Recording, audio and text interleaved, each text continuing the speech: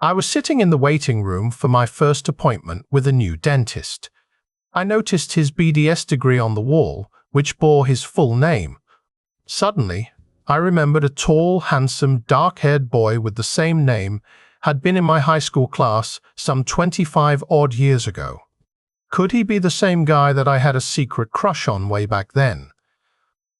Upon seeing him, however, I quickly discarded any such thought. This balding, grey-haired man with the deeply lined face was way too old to have been my classmate. After he examined my teeth, I asked him if he had attended Saint Xavier's high school.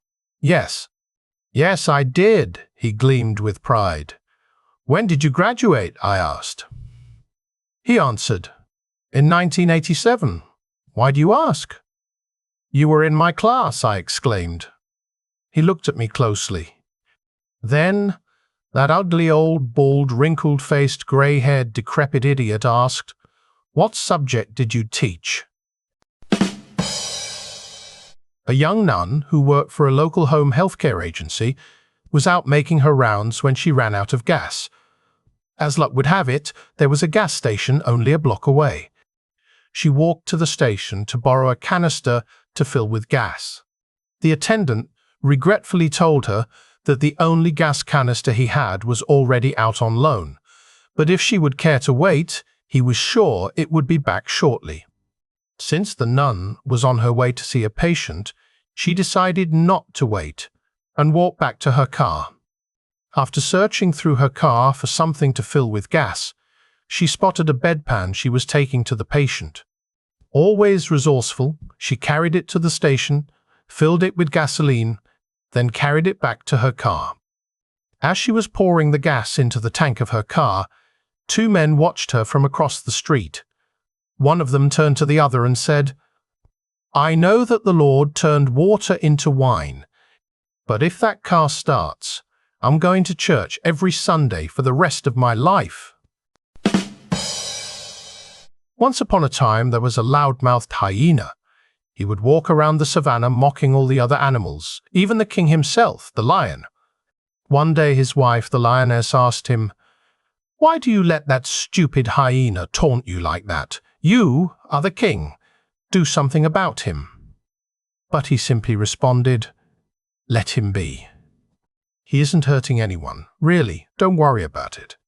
However, the lioness felt like she needed to teach that hyena a lesson, so she began to chase him. The chase went on for miles, and eventually the hyena led her to a fallen, hollow tree trunk and went through it. The lioness tried to follow but got stuck straight away. The hyena then got behind her and had his way with her. Once he had left, she got herself out of the trunk and began to walk home, ashamed. She found her husband waiting for her. He asked, Where have you been? It's been hours, the lioness replied. Oh, nowhere important, just out for a walk. Don't worry about it. He sighed heavily and said, You chased the hyena to the hollow tree trunk, didn't you? A huge, muscular man with a tiny head walks into a bar and orders a beer. The bartender hands him the beer and says, You know, I want to compliment you on your physique. It is really phenomenal. I have a question, though. Why is your head so small? The big guy nods slowly. He's obviously answered this question many times. One day, he begins, I was hunting when I got lost in the woods. I heard someone crying for help and finally realized that it was coming from a frog sitting next to the stream. So, I picked up the frog and it said, kiss me, and I will turn into a genie and grant you 3 wishes. So, I looked around to make sure I was alone and gave the frog a kiss. Poof! The frog turned into a beautiful, voluptuous, naked woman. She said, You now have 3 wishes. I looked at my scrawny 60 kg body and said, I want a body like Arnold Schwarzenegger. She nodded, whispered a spell, and poof! There I was, so huge that I ripped out of my clothes and was standing there naked. She asked, What will be your second wish?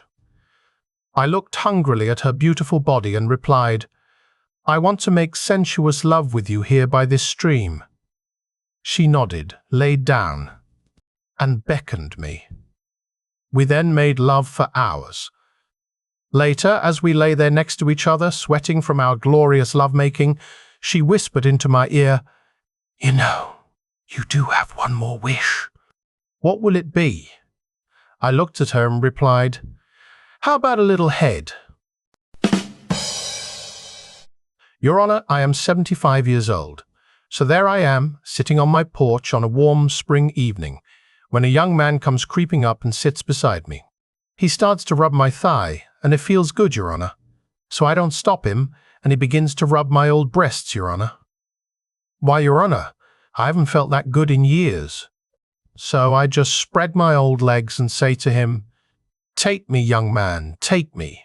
That's when he yelled, "April Fool," and that's when I shot the bastard. 3 women walking down the street are stopped by a man doing a survey. He asks, "Ladies, would you mind telling me how you know if you've had a good night out?" The first replies, "I come home, get into bed, and if I lay there and tingle all over, I know that I had a good night." The second one replies, "I come home, have a shower and a glass of wine, get into bed, and if I tingle all over, I know it was a good night." The third one turns around and says, "If I get home, rip off my panties, throw them against the wall and they stick, then I know it was a good night."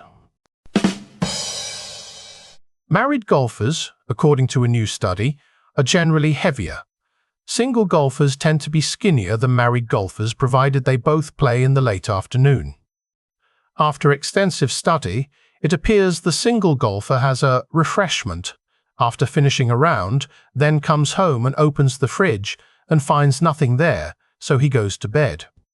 The married golfer has a refreshment after finishing a round and goes home, then goes to bed and finds nothing decent there, so he goes to the fridge.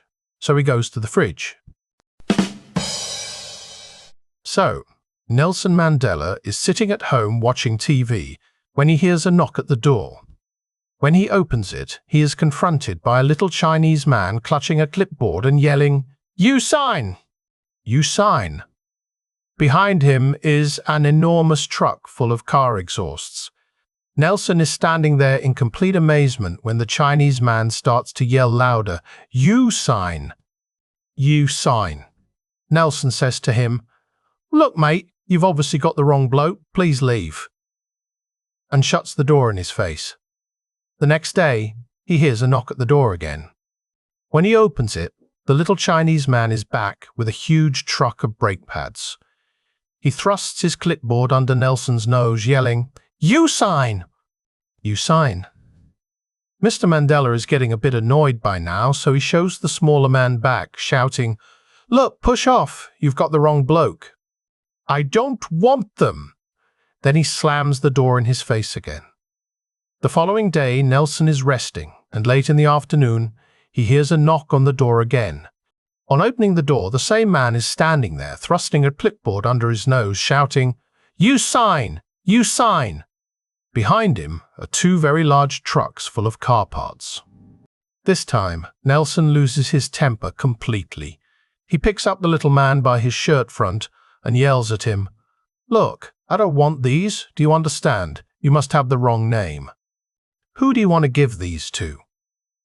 The little Chinese man looks at him very puzzled, consults his clipboard and says, "You not Nissan main dealer."